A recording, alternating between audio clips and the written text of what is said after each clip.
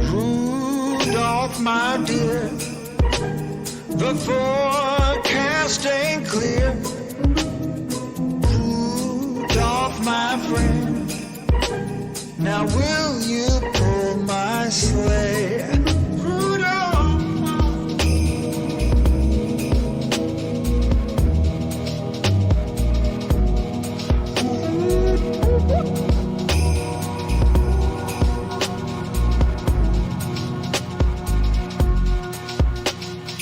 Rudolph, my man, Morgan, you're the only one who can.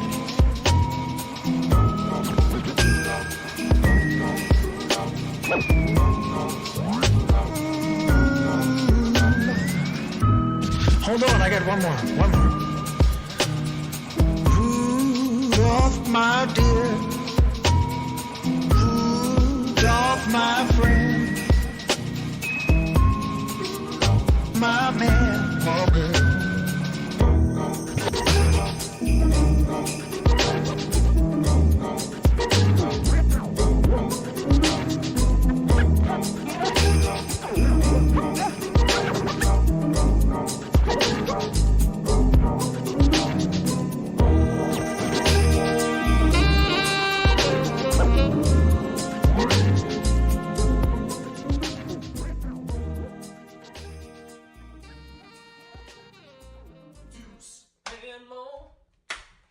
Deuce and Mo, Deuce and Mo, they tell you what they know. Do it for Deuce and Mo, Deuce and Mo. Hey, do it for Deuce and Mo. When it comes to the Kings, it's my favorite show. Do it for Deuce and Mo, Deuce and Mo. Hey, do it for Deuce and Mo. When it comes to the Kings, big hopes and dreams as we cover our kings. Never cover the kingdom, but we loving our kings. And we covered your prayers as we doing our thing. Big Deuce with the par, Lil Mo on the screen. Solo or together, still do it for team. Never switch up for $1 or revenue stream. So we always got each other, balance out the beam. Deuce and Mo, and that's the end of the theme song. Do it for Deuce and Mo. We are live! Do it for Deuce and Mo. When it comes to the Kings, that's my favorite show. It was that type of night at the G1C. The Kings make franchise history tonight. How are we doing on a Monday night? What up, Deuce? Hey, Morgan. Hi. Hey. I'm rooting for y'all. Thank you. Yeah. But how about those 13 and 8 Kings? Okay. Oh, What a vibe. it felt like old times. Brooklyn probably wants to stop coming to Sacramento to play games. Last year on TNT, the Kings dropped a $153 on their heads. And then, fast forward a little over a year later, the Kings offense, it's a franchise record 25 threes. Oh, beautiful basketball tonight, Morgan. Reagan. Wow. Mostly beautiful. Mostly beautiful. That was fun. It was really fun tonight. Obviously, offense is sexy. Yeah, that was. It was sexy. It was, but you know what? It was executed in a sexy way. Oh, yes. Yes. Preach, Morgan. Reagan. And let's give some love to everyone joining us live late on a Monday night. If you're here, do us a favor and hit the thumbs up. Make sure you're subscribed, because all it does is help this channel continue to grow as we chase. The next mark is 15,000 subs. Less than 1,000 away from 15K. Shout out to everyone watching us live tonight, including Jay. We got Keegan Murray. I was watching him tonight, locking people down, hitting middies, hitting threes, and dunking. Ooh. Shout out to Bill. Shout out to Mikey in the building, and Boost D. Scott. Morgan, help me out with this roll call. Kings fan sneak, Sacramento King, and Adam. Hi, Adam. What's up, Paul? Hi, Homer, Paul. James, Aram. I hope I'm saying it right. Kylan in the building, and Johnny. Primo and Spencer. We got Philip in the building. Oh, it keeps going and going and going. It's night chat. It's a Monday night. Deuce Mason's feeling good because all of a sudden the Kings are 13-8. And what did we finally see? What did we see? We saw Keegan Murray hit shots. People were hitting a little bit. Panic button. Keegan's season was a fluke last year. Relax, relax, relax. All of a sudden, the back's looking okay tonight. All of a sudden, he's locking down playing defense. He gets a Deepak crown placed atop his head. He's hitting threes. He's dunking. Oh, let me talk to you. Let me talk to you. Oh, and the Kings play the Clippers tomorrow night. Second night of a back-to-back for both teams. I'm just curious about one thing. What? Why you haven't done another thing? Is there something missing? It feels like Did you forget? Did I forget? Did you? No, I don't do it unless there's some sort of cue. Oh, it's a franchise night at Golden One Center. Shout out Harry Giles.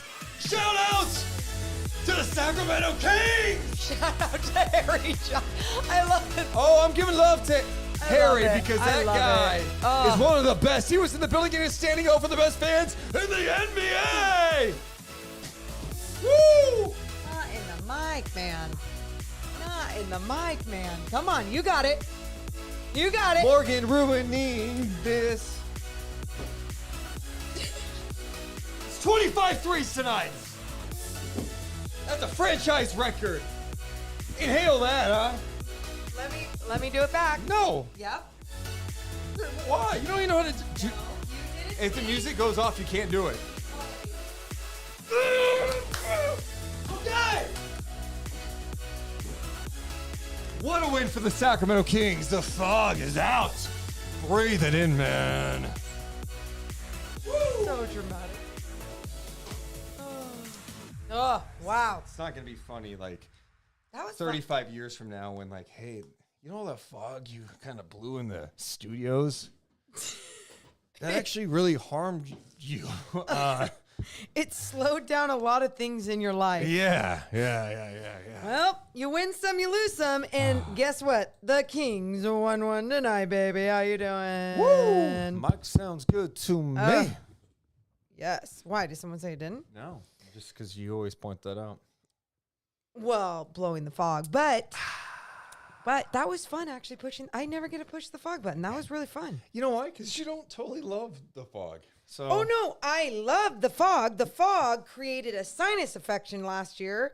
And Okay, Dr. Reagan, let's settle down. As if you know that. I didn't know you could diagnose yourself. I love that you say that, but we looked it up, and fog machines, and when you don't have it in large spaces, which I don't know if you know, this is not a large space. It's fine to me, man. Looks good, If you get a sinus infection and even complain once. Why is Deuce dressed like a priest? Okay, this is not white. Okay, this is actually more of a gray. Well, fine. All right. Oh, There you go. Oh, okay, Deuce. So don't open it too much, you know? Get people too wild, eh? It's not your OnlyFans account. Oh, man. Big win tonight for the Sacramento Kings. Deuce looking like the fifth Beatle. Again, all you need is love. What? All these people need is style. Because the reality is this. When I took the floor at Golden One Center tonight, all eyes on me like, my goodness, that man knows how to dress. I did it in Vegas. I did it tonight in Sacramento. And I'm sorry that you guys don't know what a good suit looks like. Did they say anything about your chapped lips? Okay, I'm going to just, before we start the podcast, I have a couple things I need to say right now. No, don't say anything about me, please. Couple things I need to say right now. I'm sensitive. The Kings won tonight, right? Yeah. Woo! I don't know why it's, Hey, Deuce, you look like a priest. Hey, Deuce, did someone steal your collar? Hey, Deuce, how about your chapped lips? yeah, dude. I forgot chapstick in Las Vegas. And you know what it led to? My lips being all weird. Skin everywhere. Sexy Amish? Oh, that's funny. All you need is fog. Yes. Dun, dun, dun. Yes. Good bit. Oh, All right. Let's go. Let's have some fun tonight. Deuce and Mo, we're coming down in 3, 2, 1. Hit my music. Deuce and Mo. Deuce and Mo. Deuce and Mo. They tell you what they know. Deuce and Mo. Deuce and Mo. Deuce and Mo. The podcast that you know. Hey, welcome into the Deuce and Mo podcast. Recording this on a Monday night. Kings back on the home floor after a win in the Valley of the Sun on Friday night. They came home to take on a tough Brooklyn Nets team. A Nets team that won 3 in a row, 6 of the last 7, but Sacramento said, it's all good because it's going to be raining threes tonight. Sacramento Kings with a franchise record 25 threes. There were dimes all over the floor. In fact, 38 of them on 48 makes for the Sacramento Kings. De'Aaron Fox with another big game. He wasn't the only one.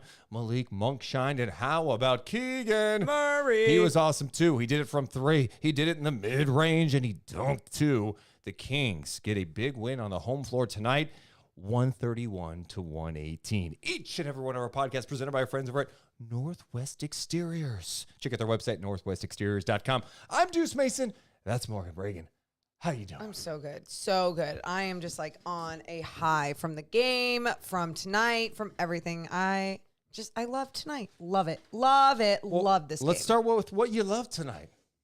What did you love about this game tonight? Well- what is the story from this one for you? I mean, the story is the offense. It's the shot making ability, but it's also how they executed getting the shots that they did get. I think that is what's very important. Sure, actually making all those shots difficult. Like it's hard to make 25 threes in a game, going 55% from 3-point land. But it was the way that they swung the ball around. It was the way that they pushed the pace. And Malik Monk said it in his post-game presser. He talked about how the offense felt a lot more like last year.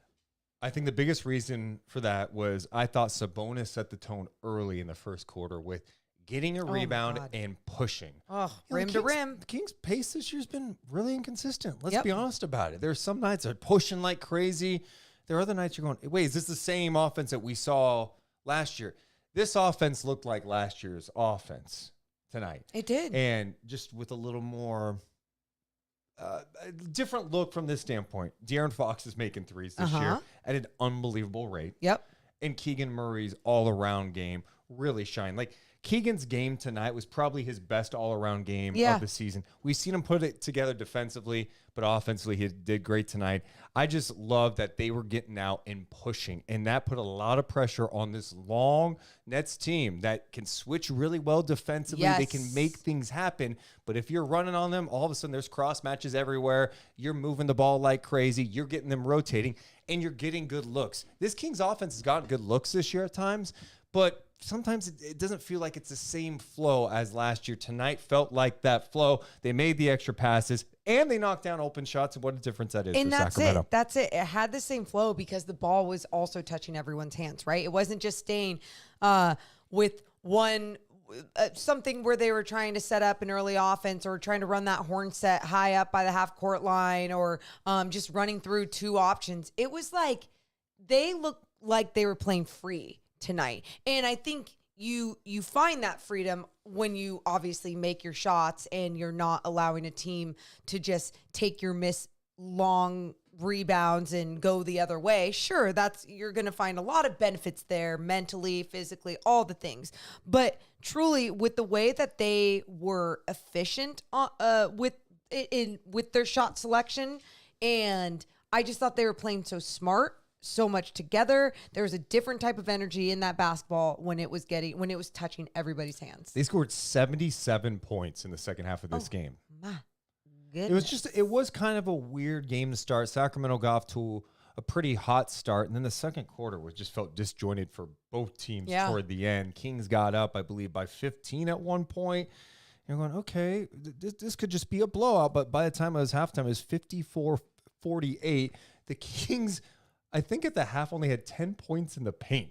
It was. I thought it was like 5. Like, was it 10? Because it was really bad. They had 10 points in the paint, Okay. 5 of 22 in the paint, by the way, in that first half. And really the end of the second quarter That's what was the story to me because it showed you, it encapsulated everything, right? Sabonis, it was a sloppy finish. Fox missed inside. Sabonis misses a putback. Then the next possession, Sabonis forces a turnover. Monk takes a three with like 8 seconds left on the clock. And you're going, why'd you take one so early? Sabonis has an offensive rebound, then it turns it over. It was just kind of sloppy. And you're wondering, all right, how are the Kings going to come out? Well, they came out with a monster third quarter.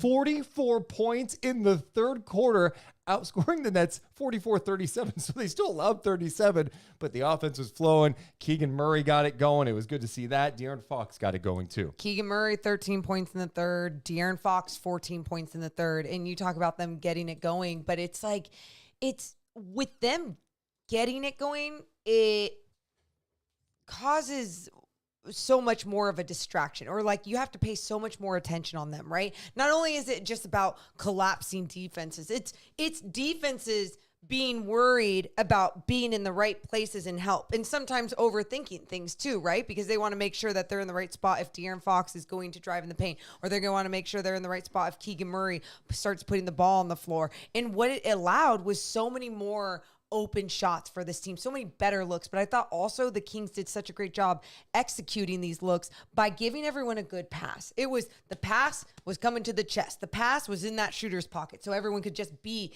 in rhythm with their shot. I just thought even those small details were so important for everyone tonight. What do you think some of the issues were finishing in the paint tonight? Because I felt maybe some of it was the length, but man, they missed some bunnies in there. Yeah, I don't know, because there was times when I was like, oh, it's just the way that it's coming off their hands. Is that something that has to do with being a little bit more focused there? Because usually what that leads to is being deflated, right? And then ends up you're not paying attention or being engaged with all the other details. So I'm so glad that it didn't lead to anything worse when they were missing those shots. They like had this very strong same mentality consistently throughout this game, but when they were missing those shots, I was like, I don't understand truly what it is. And I don't want to give too much love to the Nets defense really being the reason why those shots were like being contested and not so good. Sure, it could have some of the reason, but at the same time, I felt like it was the way it was coming off of fingertips, or maybe they were thinking twice about it. I'm not sure. Yeah, it was one of those nights. Sacramento only had 32 points in the paint, 16 of 41 in the paint. But yeah, that second half from an offensive perspective was just absolutely beautiful. Who was the player that maybe excited you most tonight with their performance? Malik Monk. Malik? And I say that so fast because I think when you look at his game again, 28 freaking minutes, under 30 minutes again for this man. And what were his numbers? He was 8 for 13 from the field, 4 for 7 from 3-point land, shot 1 free throw, 2 rebounds, 9 assists, 1 steal, 21 points. And I read off that whole thing because I think if you looked at that in the box score, you'd be like, oh, solid game from Malik Monk off the bench. It's kind of what you're starting to expect from him now. But I felt like a lot of his shot selection was just so smart. There was nothing chaotic about it. It helped keep this team just powerful and under control. It never felt like they lost control, even when the game got within 6. He had just some unbelievable plays tonight. Yes. One of probably the most unbelievable play what happened to be when he had that 360 spin. Oh my God. He blew the layup. He blew but what did you text me? What happened though? Everyone was still like, that's what I'm saying. I've never been in an arena where, I mean, you see guys miss a dunk and it was like, ooh, oh. There was a legit buzz because you had the buzz of him driving, spinning 360. And it was like, oh my God, going up with it. It looked like it was going to go in, drops out. And then literally for a few more seconds, there's like people are like, did you see that? Oh my God. Yeah. Finney Smith hit a 3. Nobody in the building even noticed after. Like, oh, did you guys? Did It was we all crazy. witnessed that, right? Oh, that was so great. Oh, I loved it too because Malik Monk in his post-game presser was asked about Keegan Murray's dunk and like, where would you rate his, baseline dunk that he had? And he's like, a 3. And then Keegan was asked about that dunk and Malik Monk rating it a 3. And he goes, well, he shouldn't say much after he missed his 360 layup. That's not what he said. What did he say? Well, I mean, a 3, like, I wouldn't be talking. I mean, That was actually not bad. I wouldn't be talking. He blew a 360 layup. Smoked a 360 layup. Yeah, that wasn't good. I don't know why it doesn't sound good on this mic. I was doing it with Jason Roster in the break tonight on radio, and I felt like I was killing it. There's something about this mic. Anyway, here's what Keegan Murray actually said about that. I got two for you. One, Malik said your dunk at the end was a 3. Where would you rank that in your rankings? It's a 3. I mean, it wasn't as good as my other one, but I mean, it's a lot better than a 3. I mean, he smoked a 360 layup, so you can't really talk much. Okay, Jake Gaten with the. Was that Jake laughing? Oh man, Dead. and here's what Malik had to say earlier about the dunk by the one and only Keegan Murray. Malik, 2 for you. 1, where would you rank Keegan's dunk at the end right there? 3. That's a 3? Yeah. Okay. Meh. Just meh. Yeah. Yeah. It was so quick. 3. Yeah. It was a nice dunk. I love it. He got up. Dude, he got up, but also like just the way that he took it, the way that he put the ball on the floor. Again, that was beautiful. You go back to Malik Monk's dunk. I think you had Spencer Dinwiddie down there, and it was Keon in the fast break, and then he dishes it off to Monk, and Dinwiddie's like, nope, I don't want any of this. So, yeah, it was a really fun game with exciting moments like that. But Malik Monk was the one that I was just like, you, my friend, are so you bring so much joy to this game. So fun. He's been so good this year. So consistent. I mean, the 3-point shooting, the attacking, moving the ball, the spirit.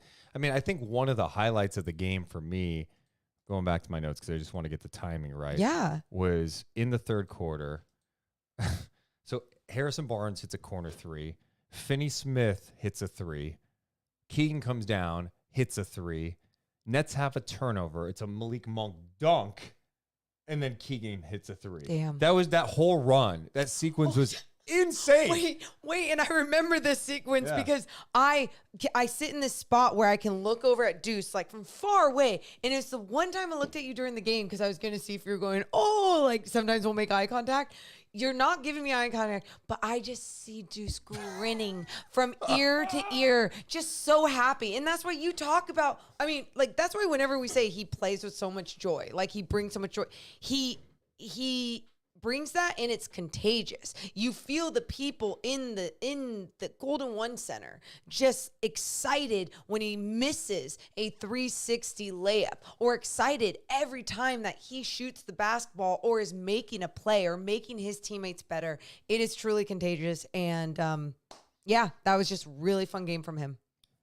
He's going to get paid this offseason. Well, can someone get paid if they're only playing 28 minutes a night? I was convinced when I saw he was at 28. I was like, oh, he's going to get well over 30 tonight. And the Kings looked like they were going to put this game away. And that was the other crazy thing about tonight. So halftime, both teams are shooting like shit. Sacramento's shooting like 41%, I believe. Yeah, 41%, but they were 11 of 20 from 3. Yep. Brooklyn shot 40%, 5 of 12 from 3. It's 54-48. Then Sacramento takes a 13-point lead in the fourth quarter. They made it 98-85 after outscoring the Nets 44-37. It was a great quarter. I thought the highlight there was Keegan Murray's run. You mentioned his point total for that quarter with 13. He had a 3, a couple of step-back jumpers. Mm-hmm. That's in his game. He had that jab step jumper that was just so nice, the fall away. His offensive game has gone to another level. So a really nice finish to the quarter league, 98-85. Sacramento got the lead up to 17, 107-98. And you go, oh, cool. Put the guys in, put the bench in, get ready for the Clippers tomorrow night. But Bridges ends up hitting like three threes in a row. The Nets go on an 11-0 run. It's 110-104 with 6:03 to go. What's going through your mind when they cut that lead?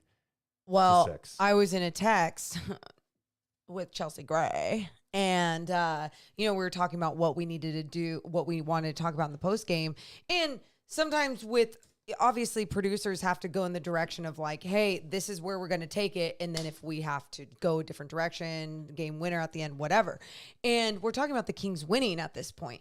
And I'm like, this is still a game. And Chelsea's like, 6 points is nothing. And it's like so true. It is so true. And I was feeling worried in some of these moments. But what was cool, it felt like the Kings would have a timeout. Even if something bad came out of the timeout, they found a way to really still keep control of this game and be like, we are not letting go of this one. And I felt that confidence in them. Well, it was 110-104. The Kings responded with an 11-0 run. And that was just huge. That's it. So that was a game after that. They Yeah. responded, and that was good to see. Like, look, teams in the NBA are going to make a run. They got a little sloppy with their defense on Bridges, allowed him to knock down some open looks. We know how dangerous of a player Mikal Bridges is. The Nets competed. They're a good team.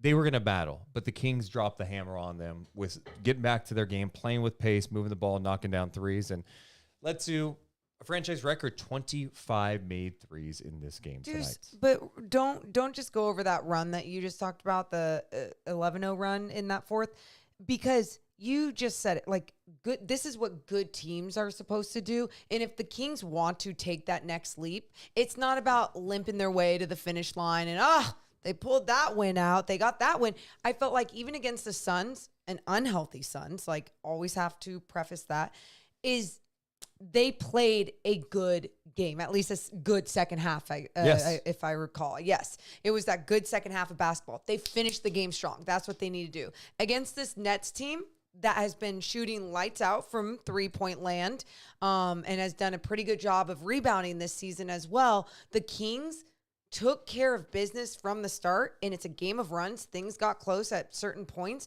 but they found a way to really battle it out at the end and take away this one. And that is what good teams do against teams like the Nets. And you mentioned this to me before the game too. You said this was the second Eastern Conference team that they were playing for the first time this season, or for the second time this season. So wait, I'm sorry. What the hell did you just say? The second Eastern Conference. I'm sorry. It was the second Eastern Conference team that they had played this year. End of story. Yeah. End of story. I don't know. English. And that was the fewest of in the NBA coming into tonight. And we keep talking about how the Western Conference is so stacked, and finally you're seeing them play against some of these other teams that might have a different pace or might just be a different type of team, a different type of roster. And I love that the Kings took care of business.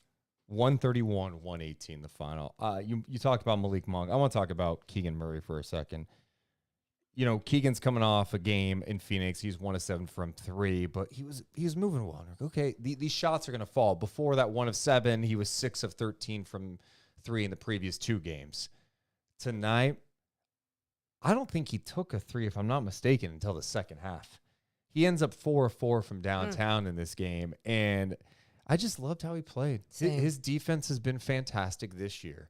And that's the biggest area of growth. I think everyone's been wondering, okay, when's this breakout going to happen from 3? Can he get into a better rhythm? Tonight, what I loved is like his teammates were knocking down threes. He was looking in the mid-range. He had the floater going. He hit some mid-range shots too. And then he hit some threes. Like he let the game kind of come to him. He's shooting it with confidence. He had a great game. This might be his best game of the season, just overall. He's looking like a legit two-way threat. And I think this is going to be the time of year we start seeing Keegan go in the direction of being consistent on the offensive end. He's too talented. It's gone too long with him struggling from the outside. Yeah. I think he's about to heat up here. And I think they have this great respect for one another where they want everyone to do well, you know, and that's hard. Like, I don't even want to say no egos, because I think in some ways you can have an ego and channel that in a positive direction. I think Malik Monk would be someone that kind of has that type of personality. But I look at this team and it's like they swing it around to one another because they want to make sure everyone is getting a piece of that pie. And I felt like Keegan Murray just does a great job of looking for his, but then teammates are also trying to swing it around to him for the best 3. Not a good 3, for the best 3. And him being able to put the ball on the floor the way that he's been able to do that this season, it's like we said, it's pure confidence. Mike Brown talked about it before the game, being like, yeah, when he was waving off a guy or his teammates to get out of his way. I think it was on Nurkic. Yeah. And he was just like, get out of my way. I'm going to go to work. And he went to work, like fadeaway jumper, whatever that was, 1 foot. It was just like, okay, this guy's going in that direction, and this is what this team needs. What do you think it means if he becomes the offensive player we saw last year? I guess last year was more, he was just chilling on the outside, Sure. knocking down, catch and shoot threes. Yep.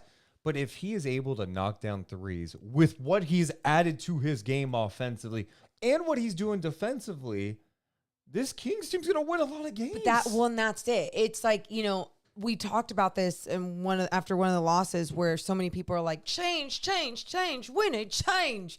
And it's like, you can also find internal growth. And a lot of people don't have the patience for internal growth. And I get it. This business is cutthroat on all different levels, on all different angles. I totally understand that. But if you're willing to have that patience and understand that in sports, like, you can develop and have growth with the right people around, right coaching staff, right players around. And that's what I feel like we are seeing happen right in front of our eyes.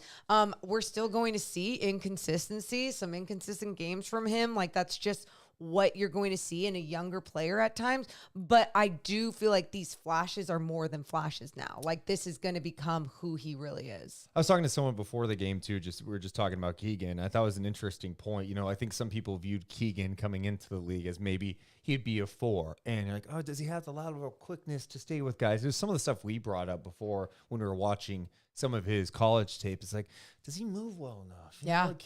Can he do this? Like, I guess just a stretch 4 type guy. I think he is showing more and more with his two-way ability, being able to defend multiple positions. He looks like a wing out there. Like, he can play. Yeah, he can play the 3. I think there was some question about that during the draft. Now you're starting to see it all kind of come together. Like, okay, he's doing a little more handling the ball. He looks more comfortable.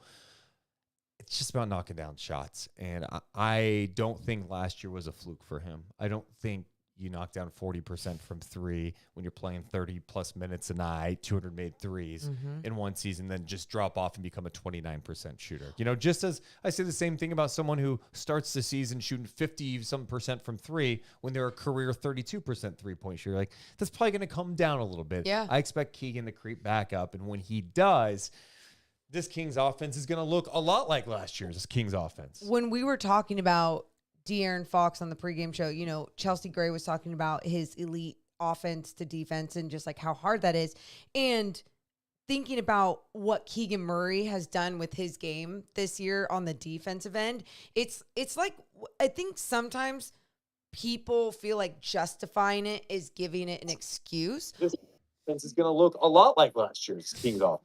When we were talking about, so sorry. Someone random from Discord popped in there. Hustle, man, you're coming in with your mic on. I thought that was Nick. That's a Nick I move. totally thought that was I got Nick. excited. I was like, Hey, Nick, Nick, what's up? Nick, we're Anyway. not bringing you in yet. But going back to the defense to offense and being able to do that on both ends at an elite level, and it's not giving an excuse. It's just justifying it sometimes. I think what Keegan is doing and why sometimes we're seeing the flaws and like, oh, why isn't he making shots? Because he is learning and growing on the defensive end. So he is putting so much energy in that where it's only going to become easier and easier because he is practicing it. Like, I mean, is anyone good when you practice the piano? Are you good at it? No. And you're not good until you keep going and you keep practicing. And you've gotten so much better. And now you can play the Home Alone Christmas song. Somewhere in my memory? Sure. Is that what it's called? I don't even know what song. Can I just, one thing not specific to the game tonight? Yeah. Because you brought up Home Alone. And you know how I feel this time of year. I've already watched Home Alone a couple of times. I'm already 2 times in. Which is ahead of my pace of last year. Huge. I bought the Home Alone, the McAllister House Lego set. I'm not even a Lego guy. I'm not Miles Turner. I've never built anything Lego besides when I was a kid having Legos and like, hey, I'm putting something together. We should put some money bets on this. How many of us actually think Deuce is going to complete this Lego home? It's getting completed. Do you know how much money I spent on this? I don't want to know. Let's just say Merry Christmas, Deuce. Merry Christmas. You deserve to This buy yourself thing a was present. out of stock everywhere. I searched everywhere. I had to go on eBay and find it. Wow. $300. Can I tell you how I justify it? Do you want to know? So we're just talking about justifying Keegan Murray's defense Yeah, offense. But listen yeah, to me. no, And we're please gonna tell me move how you on. justify Shut your $300 worth of Legos. And that hand is way Because too here, this is going to be a Christmas tradition. What? You're going to build the goddamn set every year? Every year. That makes no, so wait. So you're going to take it apart every year? I thought once you put it together, it stays together as like a, No. We take it from my Lego people out there. Can you tell us what's up? Okay. What are you supposed to do? Hey, I don't care what Lego people think. Anyway, let's see if the Kings could build on tonight's win. Tomorrow night when they take on the Clippers. We got to talk more about that. But because we've been talking so much about Keegan, I asked the fans after the game in the YouTube chat, who's your player of the game? Is it Malik Monk with 21 points, 9 assists? Is it De'Aaron Fox, who we have not talked about tonight? Keegan Murray or Domantas Sabonis, who had 15 points, 16 rebounds, and 9 assists? 55% of the voters say Keegan Murray is the player of the game. But who does Deuce Mason think is the rock and soul player of the game? Ooh, I already know then. Can I guess? Yeah. De'Aaron Fox. Keegan Murray. And I think it's the first time this year for Keegan Murray as a rock and soul player of the game. 24 points on 9 of 13 shooting and 4 of 4 from downtown. Those numbers did not happen last year. If he had a big night, it was because he knocked down like 6-7 threes. Yep. He did it efficiently. He did it in the mid-range. He dunked, he attacked, and he did it from the outside. Amazing stuff from Keegan Murray tonight, our rock and soul player of the game. Check out Rock and Soul in Sacramento, just 6 blocks from Golden One Center. You got a lot of home games coming up, right? A lot of home games coming up for the Sacramento Kings. If you go there, you get 25% off your entire bill from 4:30 to 6:30 for home games if you show your ticket. Also, if you're not going to the game, you just want to go and watch the game there for all home and away games, 50% off apps and cocktails through the game. Yes, 50% off apps and cocktails. That's at Rock and Soul, downtown Sacramento, just 6 blocks from Golden One Center at 10th and S. You can get breakfast all day. My favorite. Breakfast for dinner. Breakfast for dinner. But they have lunch and dinner too. But Yeah, they have you it tell all. me, dude, 7:30 tip off for the Clippers game. You go to Rock and Soul and order a Benny. I mean, get yourself a Benny 7:30 at night. A Benny and hey, what's a cocktail too with the Benny? And I feel when like- do you get to have a cocktail and an eggs Benedict? And I feel like a lot of our Deuce and Mo community go there. So enjoy the Deuce and Mo Yes, community. It's been really fun. So Yes. delish. Shout out to Rock and Soul. Okay, Morgan Ring. We talked about Keegan Murray. The next guy I want to talk about is De'Aaron Fox because, you know, it was kind of a weird start for him. He knocked down his first couple of threes. At the half, he was 3 of 10. All of his makes were from 3. He was 3 of 5 from downtown.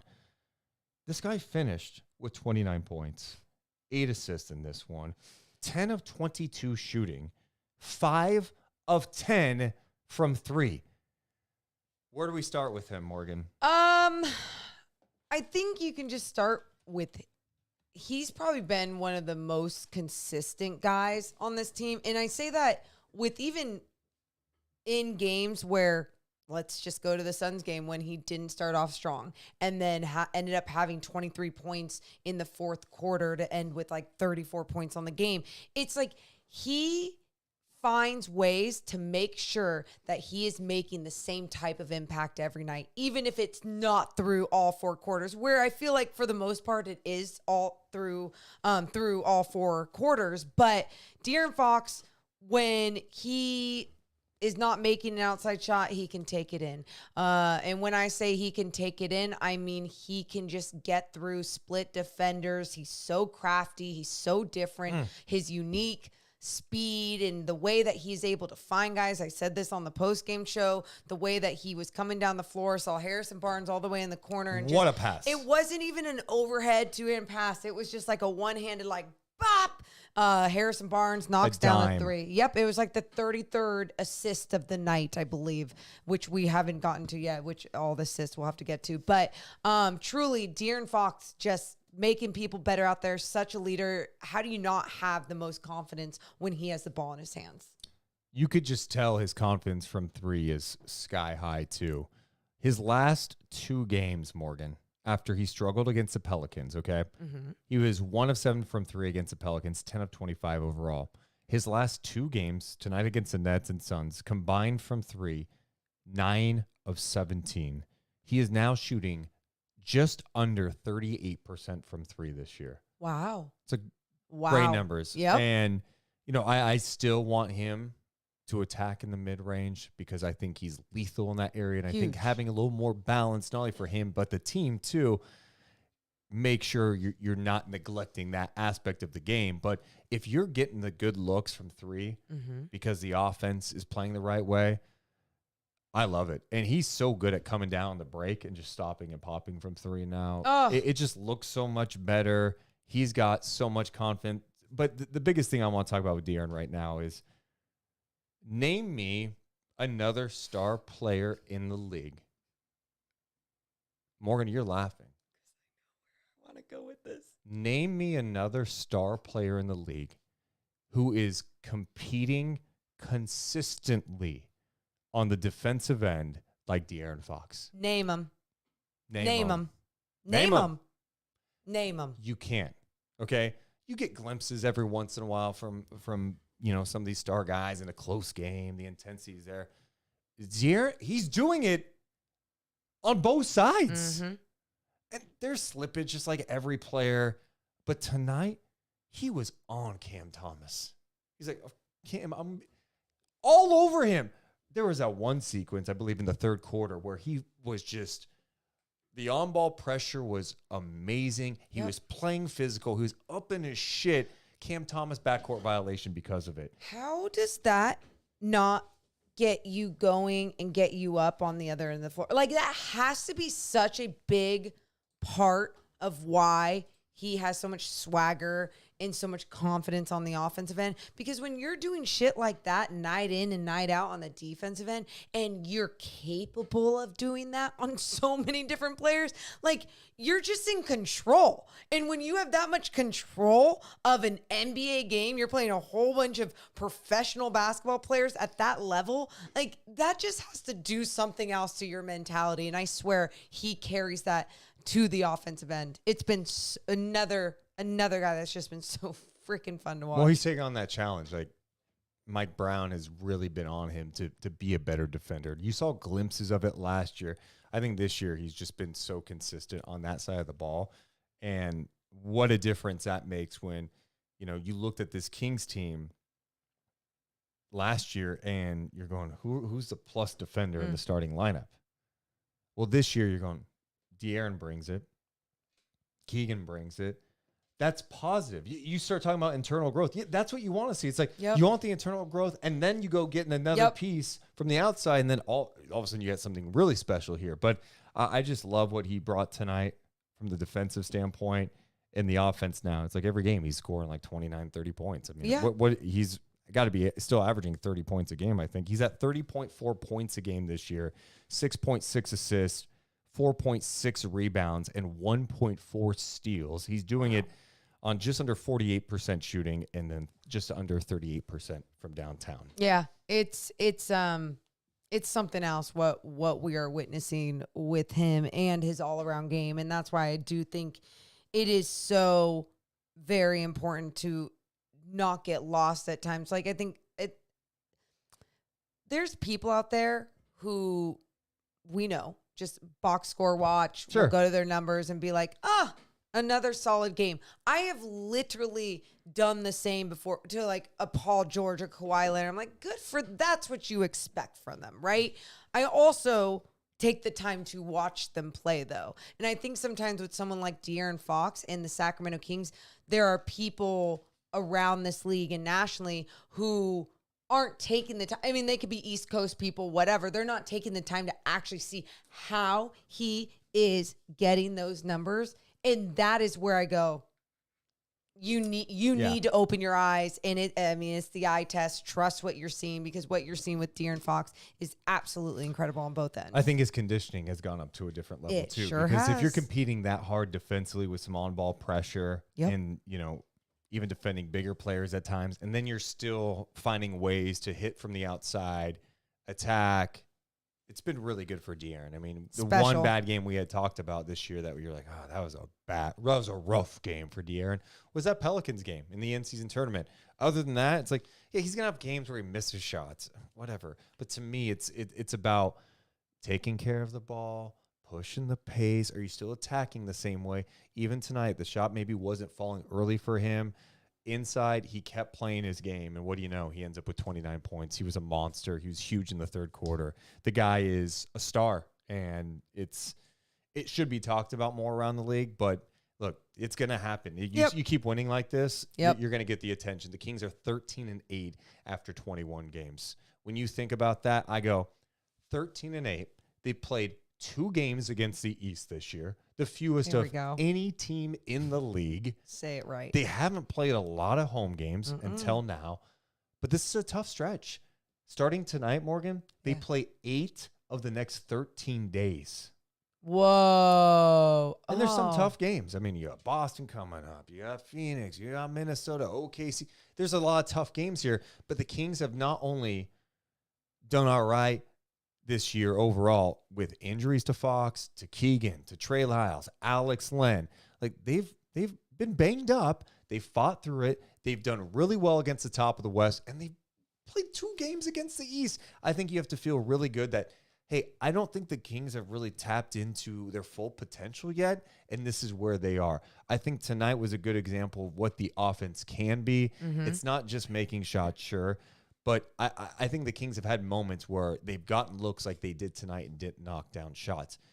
I expect this team to start knocking down shots more, and then all of a sudden we're talking about this team being one of the best offenses in the And league. when the ball is flowing like that, you have 38 assists as a team on how many made shots? 48 makes. 48 makes. I mean, it's a great number. People are knocking down their shots.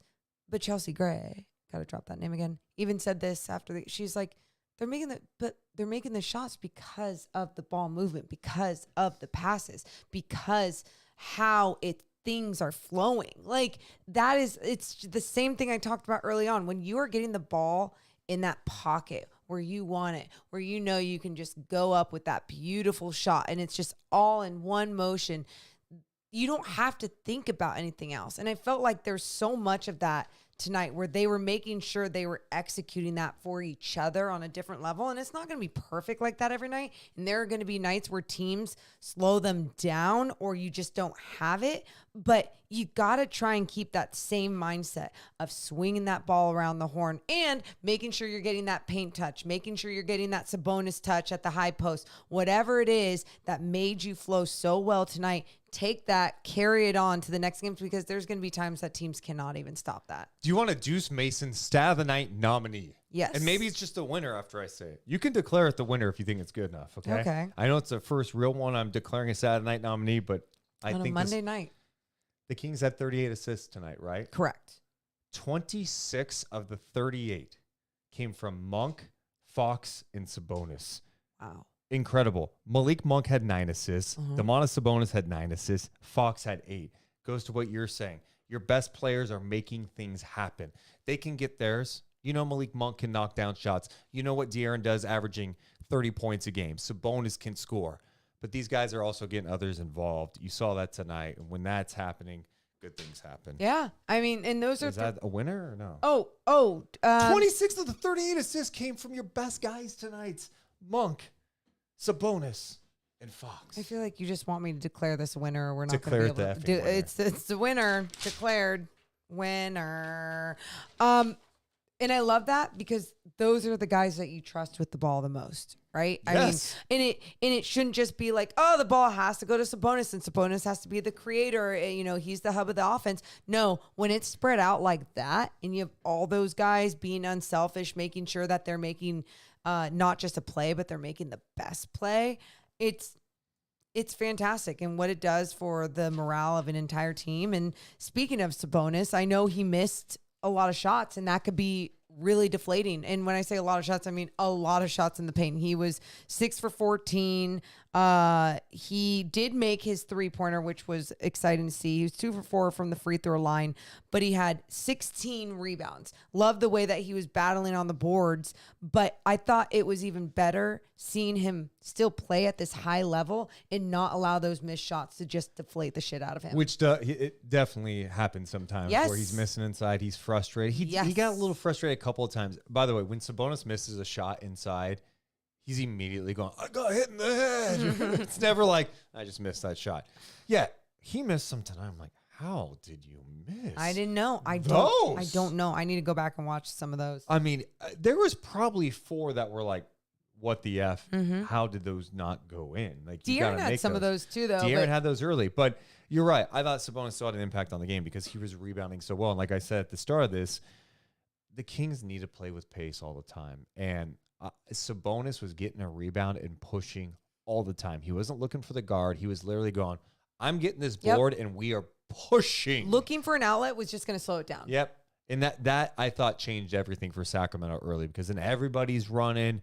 The ball's moving. You got dribble handoffs. Defense is rotating. It was beautiful. It was beautiful to see. And he still, even though he wasn't hitting his shots inside, and I also didn't think they were like, oh my God, this was great defense. I think he just blew some layups tonight. No. Okay, I'm so with you. Like, they were there, but they were bodies that were there. Like, he was pushing through.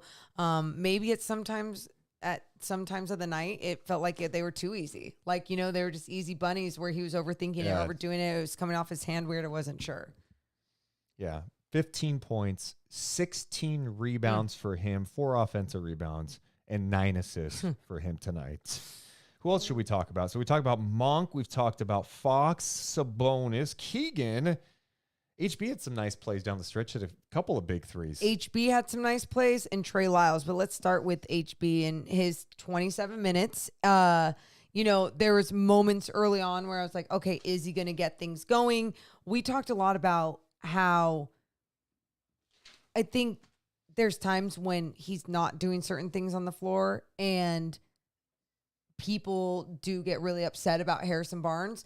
And you have to make sure to remember, like, you're not seeing what goes on behind the scenes or in the locker room of veteran leadership and everything. Again, not an excuse, not just justifying things, but truly, like, there's so much importance to that. And so when he can have a night that he actually contributes to on the floor, I know last game in that Suns win, he had a season high or career high, it was a season high, 8 rebounds. And it's like he was crashing the boards. He was doing a little bit more of everything. And then tonight too, finishing with 14 points. He had 1 block, only two rebounds, but it was those big threes that you were talking about that he was hitting, 3 of 4 from the 3-point land. Another Saturday Night nominee I'm dropping right now. This is courtesy of my buddy John Dickinson from KNBR. JD. Congrats to him on the new gig. Yes. He mentioned this to Mike Brown post-game.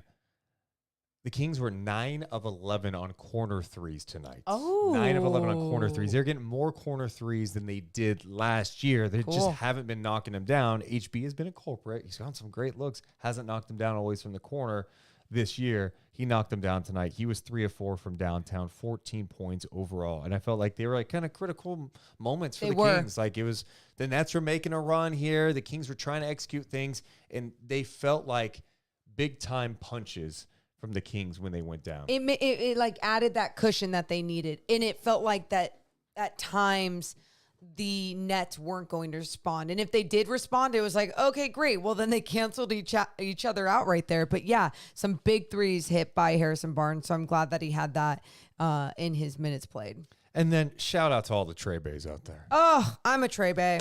I'm a Trey Bae. How are you not a Trey Bae? Oh, what he provides off the bench.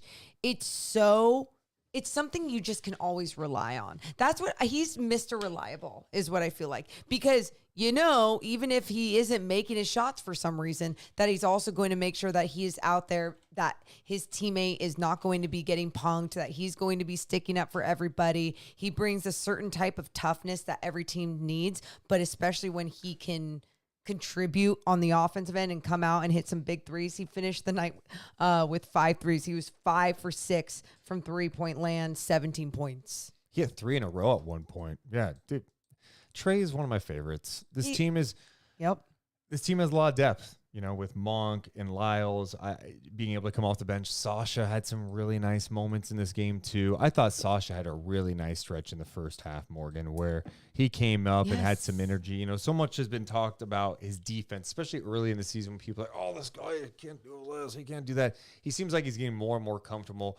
The biggest difference to me is he's long. He can make up for some things at times with his wingspan. Yeah. I don't know what his wingspan is. I was trying to look it up today to see if they had any pre-draft measurements from him. Yeah.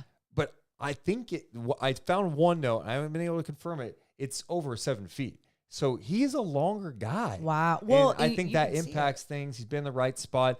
The one thing I did notice about him tonight is just, and this is just, I think, getting used to playing with Sabonis more.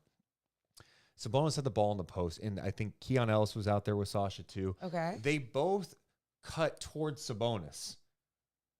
And it's like, you're cutting toward him, you're packing the paint. Uh-huh. Like, we got to space the floor. Like, of course you want cutting, but they have to understand, like, when to cut, where to cut. Because all of a sudden, they clogged the paint, and then Sabonis tried to force a pass. It was turned over. He tried to get to Herter. They'll get it.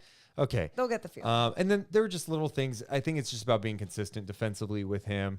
But I think he is showing more and more growth out there for Sacramento, and it's a guy that you feel like can help you. I was going to say good growth. Rebounder too. Yeah, like you're seeing the growth, and it's not perfect, but when you see those moments of him staying vertical or him getting a block or him staying with somebody and actually being like, oh, this is the physical advantage that I have over people out here, so I got to use it in the NBA way, in the Mike Brown way. And the Mike Brown way is get your goddamn arms up, get your hands up, and be vertical. And I love that you can see that is just on his mind. I'm not going to be playing out here if I don't do that on this end of the floor. So I love it. You're seeing him grow and develop right in front of our eyes, and hopefully it can continue on this same pace. He was another guy. We talked about Sabonis grabbing a rebound and pushing in the second quarter. He got a rebound and pushed and created off that. And I thought that was huge. He also had a couple of nice plays, just being vertical defensively, which was big, I thought, and then just being active. He had a really nice block as well. Yes. So, he only played 10 minutes, but you saw some glimpses of some good and, some bad. A little bit of a roller coaster ride, but I feel like he's trending more up than down at that point, which I think is big for Sacramento. And I even thought Keon Ellis, he played 15 minutes. Looks like he's just getting more comfortable being out there trying to run the offense, being a pest. He's not going to run it all the time, but being out there and being confident with the ball. He's not a pure point guard. He's just not. He's more of a combo guard, but I think he's been pretty good lately. I do too. And I love that he carries himself with so much confidence. Like, I'm not just a two-way guy. Like, I belong here.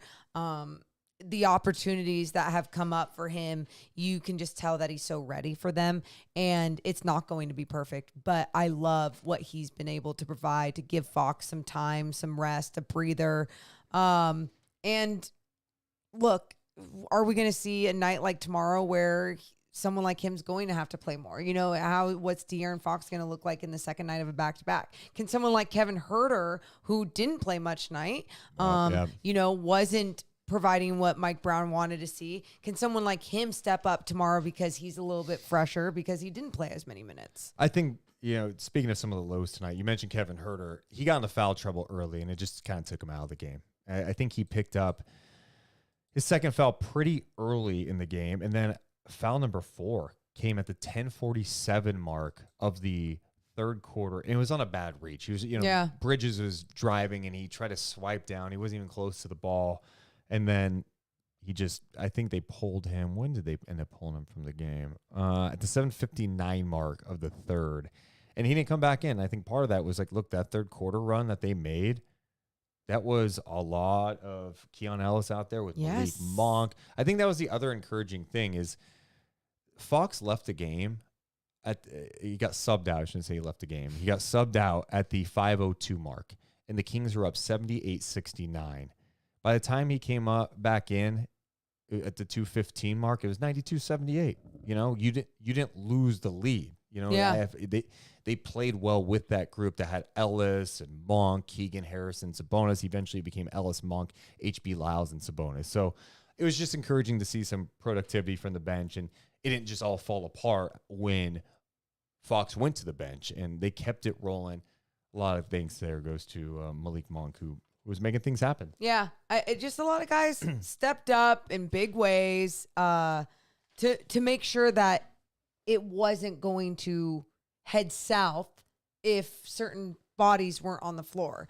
And I really liked how this team played. I thought this was just a great, strong team win tonight from this King squad, and it was a lot of fun. Now they take on the Clippers tomorrow, and it's going to be a little different. We'll talk about that coming up in just a second. A couple more lows I wanted to get to. I thought JaVale McGee was rough tonight, and this was the first time you started hearing the crowd kind of murmur a little bit when he held the ball for more than a second. JaVale out there, it was clunky tonight, and when he's out there and he's playing his best, it's him running the floor hard, being disciplined, the ball going for blocks. It's not in his hands. And if it is, it needs to go out of his hands fast. He had one beautiful pass to Fox in the third quarter that I thought was really nice when he came in there, which was great. But I wrote it down in the first quarter. He comes in, misses a tip in, then running down the floor, he gets mixed up with Claxton, foul. Then there's some sort of miscommunication offensively because the movement wasn't there, whatever. So he went, I'm just going to go one-on-one. He misses it, and then he fouls again. Then he comes down, and he gets called for a goaltend. So, and then after the goaltend, Fox tried to give him the ball. They gave Fox the turnover, but I thought it was more on McGee. It was just one of those sequences. It's like you're coming in, you're missing, but easy you looks, were making mistakes. You weren't. You had control, and you kept making these mistakes, which could have been very deflating for the entire team. And I thought the team kept on picking up his messes. And I say messes because there's too many of them. Yeah, you're exactly right. It's like you need to be locked in. If you're going to screw up once, then don't foul again. Make sure to have more control of your body. Yes, you're a vet. All those things. I'm so with you on that. And I'm glad. What did he end up playing? He ended up playing 8 minutes. And even in those 8 minutes, I was like, God, he's sure getting a lot of time right now. I was a little bit worried about the minutes that he was getting, when he was going to get pulled. But, Mike Brown was allowing him to try and get through some of these problems, and he just couldn't. He can be good in small doses, I think, and you saw the good when he played that game against Denver. Yeah. He was fantastic. I thought he brought huge energy that lifted the Kings when they made a nice little push in that second quarter to take control of that game and against the Nuggets. But tonight, it's like, you can't take away, okay? And no one's asking for perfection out there, but you can't have mistakes where you're missing shots and fouling immediately. It takes the team out of the flow. You got to play disciplined, and he's better than how he played tonight, in my opinion. And hopefully, even, again, I keep mentioning that, but hopefully tomorrow night against the Clippers, it's something different for guys like him, like Kevin Huerter, because those are the guys that are going to have to step up in the second night of a back-to-back against a better team. We appreciate everyone joining us live right now. If you have not done it yet, hit that thumbs up button. We got a ton of people in here. Hit that thumbs up. Yeah, 208 thumbs up. What do we? I mean, we might as well have 0. I mean, what?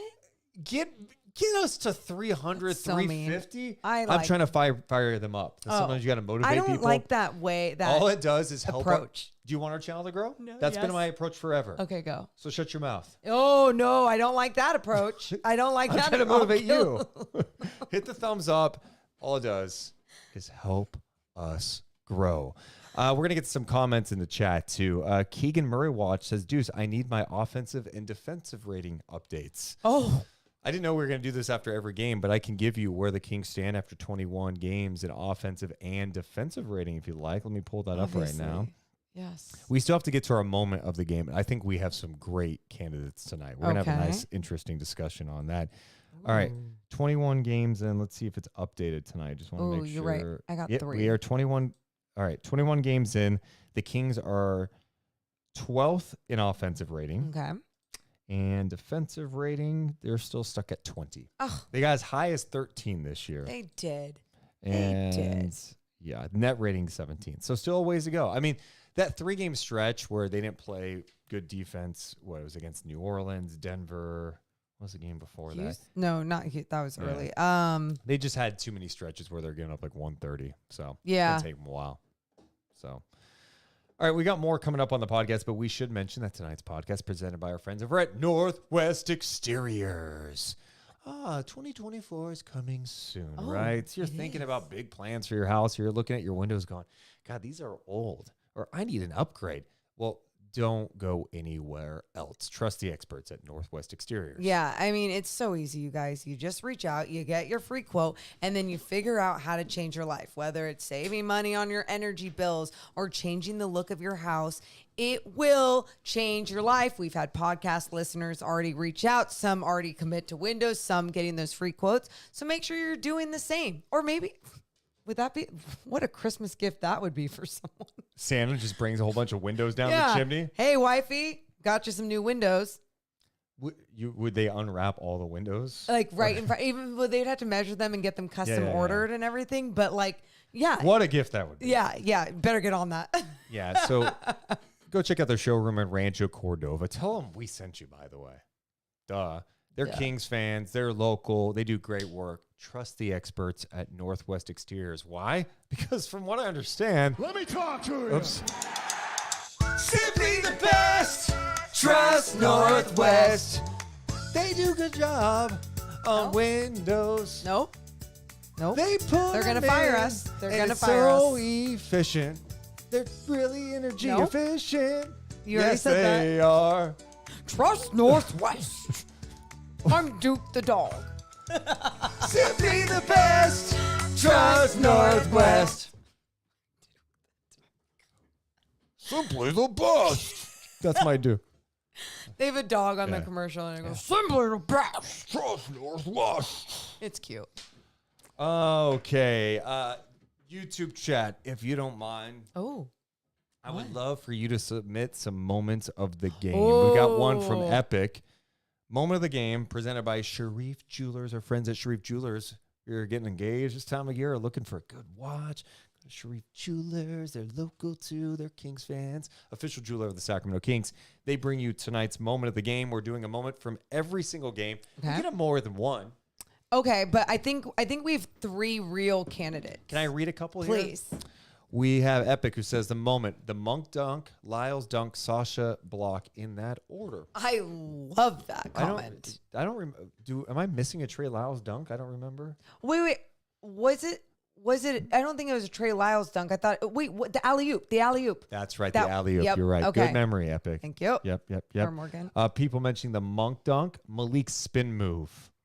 Oh, the 360 miss. Dude, the 360 miss might have been one of the best misses in league history. I have never in my life heard a crowd react that way to that. I see the Harry Giles giving the heart to the Kings fan. I do want to mention that real fast. Harry Yeah. Giles back in Sacramento. You know, he's been out of the league since the 2021 season. And I'll never forget, he went to the G League, played for the, at the time, the Agua Caliente Clippers, now the Ontario Clippers. He played the first game, and I remember asking him, yeah, you feeling good? He's like, I'm good. He did not play the next night. On the second night, back-to-back. I'm like, okay, maybe they're just kind of slow playing him. He didn't play again, and he hasn't played. And you're going, man, this guy was one of the top players in his class, and injuries have just derailed what would have been a great career. You talk to anybody in his draft class, Jason Tatum, De'Aaron Fox, Malik Monk, they've known him all. They've known him for years. He was such a special talent, a guy his size, his athletic ability, the skill level, the passing, but most importantly, just a great person. And he's been out of the league. He earned a spot with the Nets. He gets in the game tonight late. He hasn't played a ton of games. This was just his 4th appearance this year. Saw him before the game. Yeah. Comes up, gives me and G-Man the biggest hug ever. And he goes, he says, I will always appreciate you guys. And I'm like, I just love you, man. Just a great guy. And so he gets in the game tonight, and he didn't get like a huge introduction because it was after out of a timeout. Yeah. Brief mention. Buzzer goes off. There's, everyone's fired up. The Kings won. He's walking off the floor, and you hear like everyone standing ovation. And it was so loud. And it wasn't because the Kings won. It was because Harry Giles was walking off the floor and they wanted to give him love going through the tunnel. He turned around and gave a little heart motion to the crowd. And I can tell that was impactful. One thing I love about Harry is wasn't just positive attitude. This guy embraced the city of Sacramento like no other. We need to understand, Morgan. That doesn't happen. No, that doesn't happen all the time, but how rare it is for a player who, let's be honest, it's not like he played a ton of games in Sacramento. Nope. He was hurt most of it, out of the rotation. He comes back years later and gets that type of ovation. That speaks volumes to how he connected with this fan base and what type of person he is. People wanted him to make free throws tonight.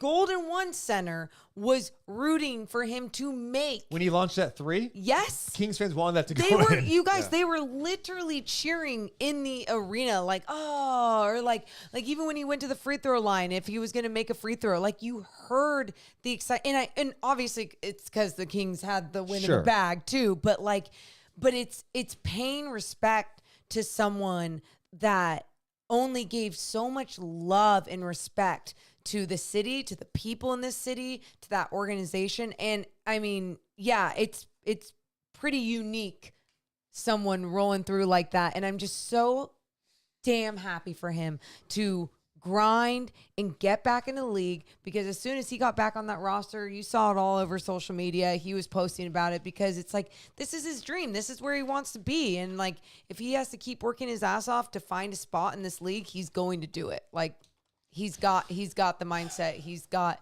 the work ethic, and just for him to get back is a massive deal. Yeah, and I'm so thrilled for him. So same. I guess bringing that up too, I think he has to be one of the things on the moment of the game. I think that tonight Put is him a as special the top. moment. Okay, Top moment of the game. Harry Giles return. Yeah, and then put a heart next to it. So remember if you know how to draw a heart. I don't know if you know how to do that. Yeah, I do. Okay, and what's the other moment? It's a cute heart. I noted franchise record 25 threes on it, but that's not the moment. So Harry Giles return. Why don't you put? I think the Keon Ellis in transition to Monk dunk was even better than the Keegan dunk. Yes, yes. So let's give that the moment. Malik Monk. What is it called when you chuck it back? What do they call that? Cock it back? Is that what they call it? Like, cock it back. Malik dunk. Hammer jam. Hammer jam. From Keon Ellis. Yeah. Keegan. I'm also going to note his spin. 360 spin. That's okay. I like it. One. I like there you it. Go. So noted, Kings won 113-118 against the Nets. Franchise record 25 threes. Harry Giles return heart. Malik Monk jam from Keon Ellis off a turnover, and the spin. I like it. Some people have called it a tomahawk. Tomahawk jam. It's not a windmill. Windmill would be this. Yeah. But hammer, yeah, you can go hammer jam, tomahawk. What else were we missing from this game? Let us know in the comments. We can also get to some of your questions as well if there's any topics you want us to hit. The Kings' next game is. Hey, it's coming up quick. They get a rematch against the Clippers. Second time this year, they are playing the Clippers on the second night of a back-to-back. The good news, the Clippers will also be on a back-to-back after playing a really close game tonight with the Blazers. They had to come back down the stretch. They beat Portland 132-127. For the Clippers, they are now 12-10 on the year. Kawhi Leonard had 34 points tonight. Paul George had 20 on 7 of 17. James Harden also had 20 points, 7 assists, 7 rebounds, and 7 of 14 shooting. Norm Powell with 16 points off the bench. How about Anthony Simons tonight? 38 points for the Blazers. And shout out to Scoot Henderson, who probably had his best game as a pro. He had 19 points, 6 assists, 4 rebounds, on 8 of 16 shooting. So the Clippers, Morgan, we saw them not too long ago. They played in Sacramento on November 29th, and they won 131-117. Very similar score tonight's game, and what we saw was just an unbelievable performance by the Clippers. I thought the Kings defense was really disappointing, and it felt like the Clippers got whatever they wanted. They shot 54% in the game. They were 14 of 28 from 3. Ooh, you know what's funny? I'm like trying to remember this game. You just bringing up Fox those. had 40. Oh, And when you looked around, that was about it. Yep. Because Okay. Sabonis had 11. He struggled big time with Zubats. Remember that game? Yes. We need a Sabonis bounce back against Zubats We tomorrow. do. And I remember because I forget which big it was that he ended up going up against that we kept being like, is this going to be the big where he figures it out? And then I feel like we've seen that more consistently with him, whether it was Nurkic in that Suns game. I mean, obviously tonight just taking care of business against some of the smaller framed or skinnier dudes down low. But yeah, when it comes to someone like Zubats, he needs a bounce back.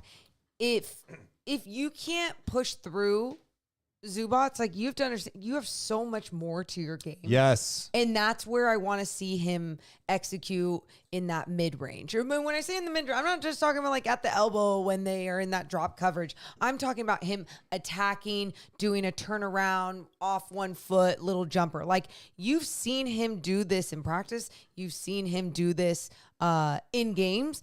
And it's just a good way for him to get things going, I think. Miles in the chat says the good news that their big 3 tonight all played 37 plus minutes. Hey. Yeah, that does make you wonder if we see them sit anyone on the second night of a back-to-back. Kawhi played 39 minutes. George played 41. Harden played 37. Good. Run on that team tomorrow. Yep. And that's it. Yeah, Sacramento in that game, by the way, they struggled. They were 13 of 41 from 3 in the game. Fox had 40 points. The next leading scorer after that was Malik Monk with 15. The Kings starting lineup that night featured Chris Duarte, Kevin Huerter, Harrison Barnes, Sabonis, and Fox. No Keegan Murray in that game. So getting Keegan back will help because it's another guy you could put on a wing. And that was the challenge. It's like, all right, who the hell is guarding, Kawhi Leonard, who has just torched the Kings? I mean, I would love to throw Keegan on Kawhi a little bit tomorrow, right? With his length. Kawhi was 14 of 18 in that game. He destroyed Sacramento. He was 4 shots. Unstoppable at times. Yeah. No, that was that's why I wasn't remembering that game. Well, it was one of those games where can we just forget it too? Yeah. And that's why I think even like on the post-game show when I was first asked about it, I was like, I was like a little nervous because second night of back-to-back, and I remember what this team pretty much did against the Kings, but I don't know. I feel like the Kings have figured out more since then. They're just going to have to make sure that they're pushing and playing their game. We should also remind you we're going to be on late tomorrow night. A little later than normal because it's a 7:30 tip-off. It's going to be around 11. So this is going to be a little crazy. So Morgan's going to be in San Francisco. It's the first show this year we're doing apart. You're going to be in San Francisco at the studio. I'm going to be here in Sacramento. I've got a Stockton Kings game I have to call at 7 o'clock. Then I'll be home by third quarter. Yeah. And then I'm going to go DVR, catch up on the game. We're probably going to be tipping off night chat at 11 p.m. Pacific time-ish. That's the goal on the second night of a back-to-back. And then I'll drive back Yes. from San Francisco after we do the pod. A couple more questions out there. Ben says, I got a question for you. Would you throw the whole draft out to 2023, do 3 swaps, 3 picks at Mikal Bridges to add to our core who are all under contract for 3 years? Bridges' contract is team-friendly for 3 years. Ben, I look at Mikal Bridges and go, he is the perfect fit for what this team needs and what he can bring. The Brooklyn Nets are not giving him up. Thank you. Because of what you just said. They're really competitive right now. And this is where they deserve credit.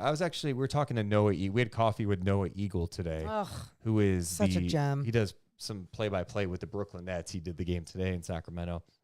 And he made a great point when we were talking about the Nets. Like, this team last year at this time featured Kevin Durant and Kyrie Irving, okay? Usually what happens when these teams trade players of those caliber, they bottom out. They tank. They're shitty. They can't figure it out. Dude, they've recovered all right here. They've got, you see the talent out there. Yep. The Ben Simmons thing hasn't worked out. He's hurt again. That sucks for them. But Bridges is a stud. Cam Thomas. Yeah, he's got some talent. But Bridges is on a team-friendly deal. He's in his prime. You want to build around that. And I think they're confident like they can build around and get some players to go with him, and he can really go to another level. He's the perfect style of, I mean, physically what you want in a basketball player this day and age, his style of his game, his length, all those things.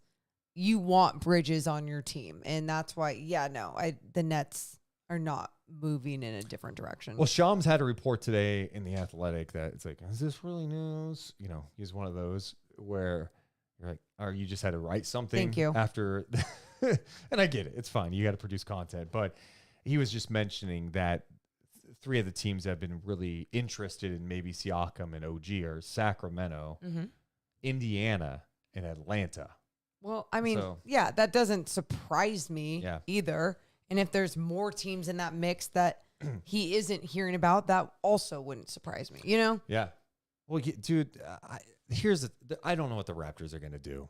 And there's so much time to go. So we'll see. You have something you're going to say? No. I also really wanted to talk about, put a capper on the in-season tournament. We decided to fly out to Vegas on Saturday, use some Southwest points. Got a credential. Let's just go to the game. So we went to Vegas, flew in the Saturday morning, got back to Sacramento Sunday morning, which, dude, I felt like I packed a week of Vegas in one night. I mean, it was, you get there and you're just boom, boom, boom, boom, boom, boom. And then you're like, it's 3 o'clock in the morning. Oh, what happened? It's 3 o'clock in the morning. But what did you feel about just I love going to that in-season tournament championship game? Love basketball in Vegas. I love basketball in Vegas. I think that is the only thing that really attracts me to Vegas, because it's this social setting that people are all excited to be there for the same reason. I mean, especially if you're going for those reasons. And then afterward too, just like being around people that you truly, genuinely just really enjoy and soaking that in. It fills my soul, my heart, my basketball blood, all the things. And I thought the NBA did a great job with even that night. I thought it was big for the league to have the first year of this, to have everybody bought in. And the fact that LeBron got to the championship game and played hard going up to it. It was like, cool, dude, you buying in just makes it better for everybody. And so this year I thought they got buy-in from everybody. And let's be honest, if it was a Saturday night game between the Pacers and the Lakers, normally you wouldn't be watching. But because it was like the one game on and it felt like, well, I want to see what this is like. We saw an epic performance from Anthony Davis. When Anthony Davis plays like that, that was as good as it gets. What do you have, like 40, 20 and whatever?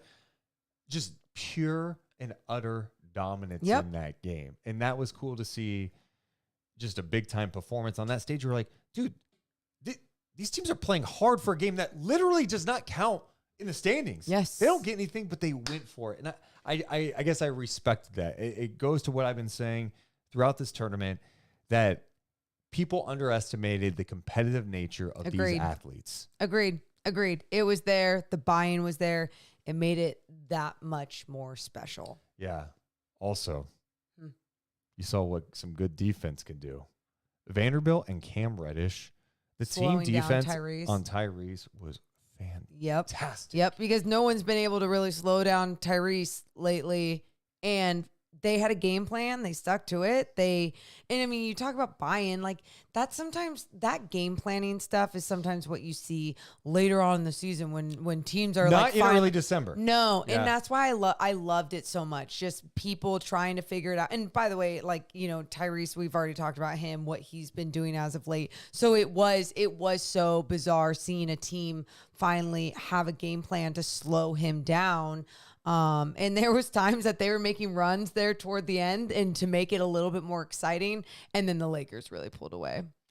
We also ran into Tyrese's parents before the game, who are just Such the lovely best, people. great people. So Such great no, I thought people. it was fun. I'm glad we did it. It was just cool to see. We ran into some Kings fans there. Oh yeah. It was cool seeing that in the building and outside the building, which is Yes. really cool. And just seeing like these random ass jerseys. I'm like, there's a Hornets jersey. Here's a Spurs jersey. It felt like some people are like, you know what?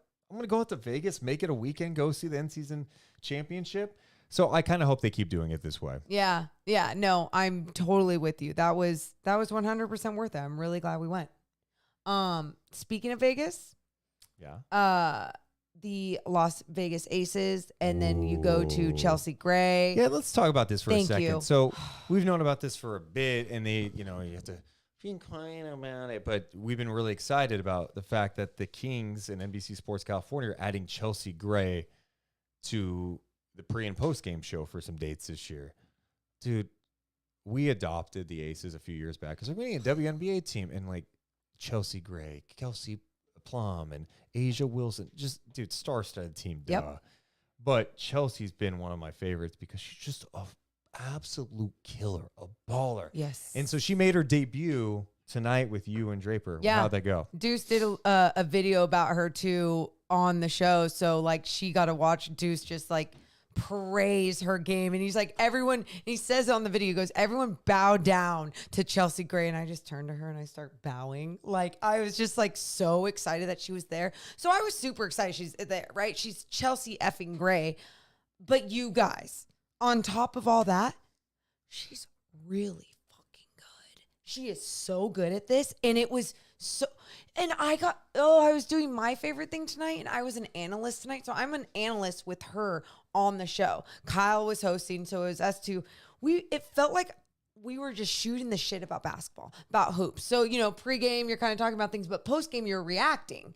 And so when we were reacting to things in the half and in postgame, it was like, oh, I love this so much. I'm just so happy that she was such a solid teammate to have up there. You can tell she loves the game. She knows the game. Great camera presence. Really happy that she's a part of our NBC team together now. A lot of people don't realize she played high school ball in Stockton, NorCal. And now she's, what a journey she's had, right? From there to Duke to, starting with Connecticut, going to LA, and now with the Aces. If you don't know who Chelsea Gray is, and that's fine. I'm not, just go on YouTube and look up Chelsea Gray highlights. You're like, dude, she's got handles. She can throw amazing passes. I mean, incredible vision. Oh my God. Behind the back. Like I'm talking behind the back Hits from the daggers. top of the key to someone that's down low. No looks. Yeah. And Ron's asking, forgive my ignorance, but is she still active? Yeah, she's still playing. Active.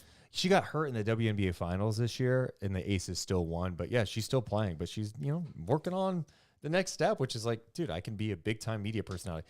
Book it. I'm just going to tell you now, she's not going to be here long because she's going to end up on ESPN or some other platform. One other thing I did ask her, because obviously she grew up playing basketball in Northern California. I was like, what AAU teams did you play with? And of course, one of the first ones that she mentioned, which I probably have mentioned before, East Bay Explosion. Screw them. They were always such a good AAU team. And I was talking about the teams that I played for, and she remembered some of them. We didn't play at the same time against each other or anything because she's 2010, I was 06. But yeah, it was just fun knowing that like the programs within that she developed within and played in Northern California, like she loves this area. She loves the game, and we're just, really lucky to have her. I agree. In the chat, someone asking, is Bibby still doing it though? Yeah. Dude, the roster's kind of stacked right now at NBC. I mean, you think about, you got Mike Bibby, Matt Barnes, Chelsea Gray, you got Morgan, you got Draper, you got Mark Jones, you got Katie. You didn't mention yourself. I don't even think I have to mention it. No, you do have to mention it. Yeah. Can I be honest? Yeah, what? I feel like I'm the Malik Monk of the roster. Where everyone's going, why is he only getting 28 minutes? 28 minutes? This guy's the heart and soul. He's bringing the energy, the fire. He's sending people up. He's not talking with passion. He'll dunk on somebody. No, but it's a stacked team, dude. And Chelsea is obviously one of my favorite players to watch playing basketball. But the fact that she just had, like some people you just see on TV, like, oh, you get it. She's got it. It's cute because I saw a lot of the comments today were asking about Deuce. Like, wait, what does this mean for Deuce and Morgan? Is that less of you guys? Or wait, wow, there's so much depth there, but can we get Deuce in a starting role? And so the appreciation, the love for you, like you, It's not about me. I don't give a shit. I know it's not. But my point is, I love playing with some of the best players, and it's really fun that we have a really cool roster. It's really cool. It's badass. It's for a good time. The Kings are on the rise, baby. They're on the rise. Let's go. Will you have some final thoughts on tonight? I'll look at some questions while you give some final thoughts. No, I just strong win. I've said I feel like we talked so much about the game tonight, and it was fun, and it's a quick turnaround to another game. So it's like, what are you gonna do? Adam wants to know this. So when are you gonna tell us some Vegas stories? What happens in Vegas doesn't always have to stay in Vegas. Tell the dirty. Oh, I don't even know like nothing was crazy. You know, it ended up like it's just been a late night. I feel like you go out with friends. We met up with some friends. Went to dinner. You know. That's the thing. You go to Vegas, you're having dinner at 10:45 at night. I am eating chicken and waffles at 11 o'clock right now. Cool. Like at a while nicer restaurant. While I was drinking like a watermelon margarita. Like, what was I doing? Yeah. Really good. No. It's like, I mean, that's, it was kind of like, a blur. we don't gamble, and like, there wouldn't even be time to gamble. Like, that's the thing with these type of events. Like, Deuce and I are we like to make sure that we are very present with what we're there for. We're not like, hey, let's go get a drink before we go in because we don't have to work. It's like, no, we're covering the game as media. So like, what can we do to soak it all in? Deuce and I, we go to the arena early to go catch the outside and then go inside to make sure that we see all of the arena. It's just all those touches are really important to us. I agree. Also in the chat, Pluma says, do you think the Kings will be busy at the deadline? Yeah, and I think it's interesting because you read some comments from fans, you know, in our Discord or on social media. It's like, is Monty not going to make any moves at the deadline? Like, look, just because last year was a quiet deadline doesn't mean all of Monty McNair's deadlines are quiet. Like, he's made moves. I mean, some of his biggest deals have been at the deadline. I mean, there was one where he traded for Sabonis. He traded for Trey Lyles and Dante DiVincenzo. Like, he's had very active ones. He made a big offseason trade for Kevin Huerter, right? Like, he's made deals. Last year, I think the mindset was like, if there's something out there, let's do it. But also, you know what? We've been better than people think. We got a good thing rolling. Let's see what it looks like. It's year one of this group. And I think now this year it's, okay, we're seeing year two of this group. This is better, but this is maybe a little weaker. I think they're going to be aggressive and look for the right move. But I also think that McNair is like, they don't just make moves to make moves. No. They want to. They don't care if there's pressure from the outside. No, they want to add the right piece. Because if you make the wrong trade, then this can go bad pretty fast. It can linger. Yep. So be aggressive, but make the right move. Agreed. So I'm totally cool with that. Shout out to House of Intent, by the way, said, let's go Kings. Hello from the Philippines. Great game today. Didn't have to wake up real early to watch it. Love that. Yeah, awesome. Second half of back-to-back. Kings play tomorrow. Morgan's doing the voice that tells me she wants to wrap up. Oh. I heard it. Pushing Love it. Yeah, I love it. Just wrapping up. I got to go to San Francisco tomorrow. Oh, keep going. Yeah, I gotta go, so I gotta wrap up. I gotta wake up early. I gotta get ready. You know. Oh, this is so cringe. I do not do that. And by the way, yeah, and here, any final thoughts from you? I'll sum it up this way. Oh, wow. I've told you guys this many times throughout the season. Kings are good. The Kings are good. And just be patient. Like, I think the Kings have not played their best basketball yet. And I think tonight was a great example of what they can be. I think they've had some nice wins this year.